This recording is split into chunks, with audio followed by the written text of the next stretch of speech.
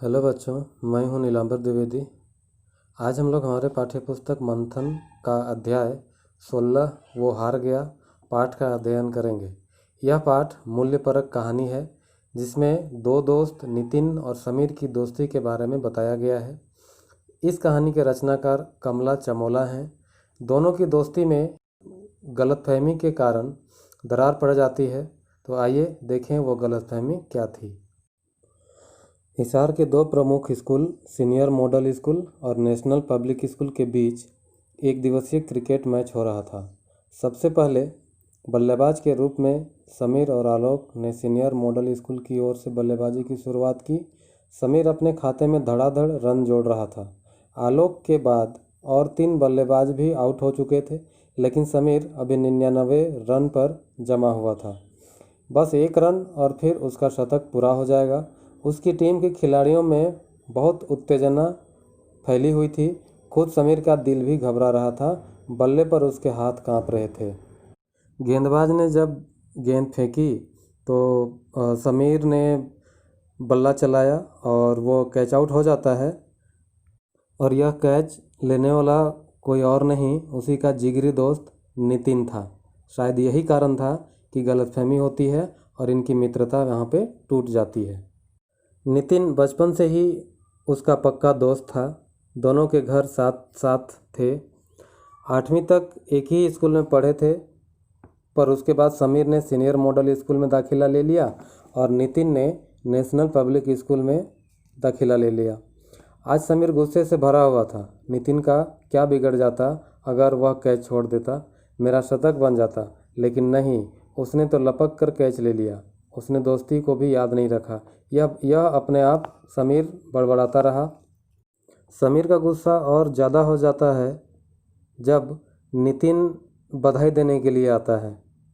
समीर को लगता है कि नितिन उसके जख्मों पर नमक छिड़क रहा हो। उसने अपने कंधे पर टिका नितिन का हाथ जोर से झटक कर बोलता है कि हाथ मत लगाओ मुझे, तुम धोखेबाज हो। इस तरह दोनों के बीच लड़ाई होती है और इनकी जो मित्रता थी, इनकी जो दोस्ती थी, वह एक कैच के कारण टूट जाता है। ये तो हुआ दोस्ती टूटने का कारण, और एक गलतफहमी ही थी जो दोनों की दोस्ती को तोड़ दी। अब हम लोग देखते हैं कि ये जो गलतफहमी थी ये किस प्रकार से दूर होती है। राष्ट्रीय खेलकूद प्रतियोगिताएं बेंगलुरु में आयोजित हो रही थीं। उनमें भाग लेने सीनियर मॉडल स्कूल और नेशनल पब्लिक स्कूल की टीमें भी जा रही थीं।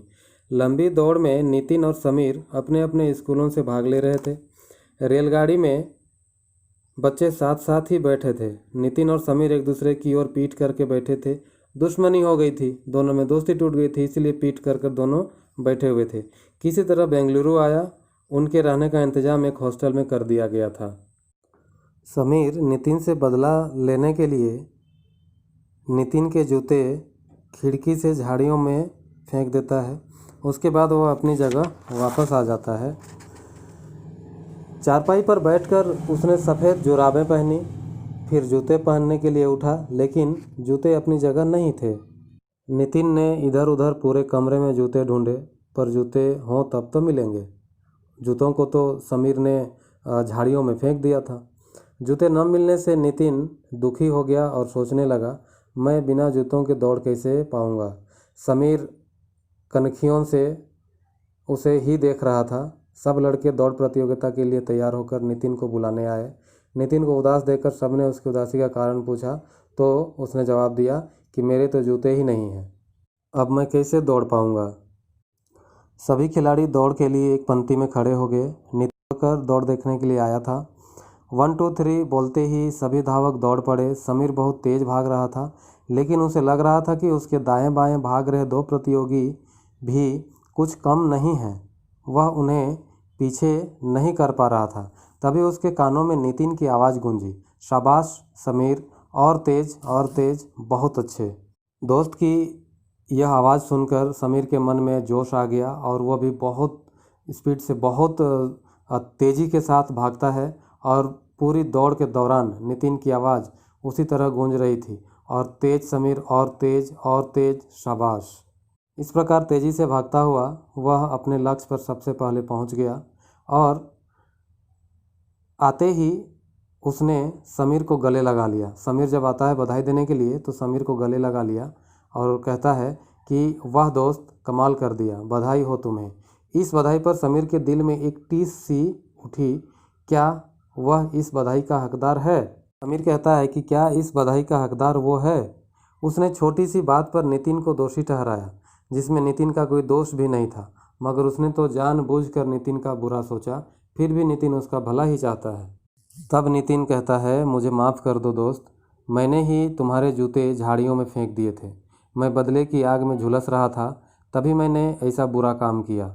माफ़ी मांगते हुए समीर ने नितिन से कहा। लेकिन नितिन तो ऐसा सोच भी नहीं सकता था, इसलिए नितिन हैरानी से समीर की बातें सुन रहा था। एक पल के लिए तो वह भौंचक्का रह गया, आश्चर्यचकित रह गया। फिर संभल कर बोला, कोई बात नहीं दोस्त, कम से कम मन का मैल तो धुल गया। यह बात सुनकर समीर की आंखों से पश्चाताप के आंसू बहने लगे और दोनों में फिर से गहरी दोस्ती हो गई। दोनों खुशी खुशी अपने घर वापस भी आ गए, जिसे देखकर दोनों के अभिभावक बहुत खुश होते हैं। इस प्रकार यह पाठ समाप्त होता है। उम्मीद है आप इस पाठ को अच्छे से समझ गए होंगे। इस वीडियो के साथ पाठ का प्रश्नोत्तर भी PDF फाइल में अपलोड किया गया है, जिसे स्कूल के ERP में जाकर डाउनलोड किया जा सकता है।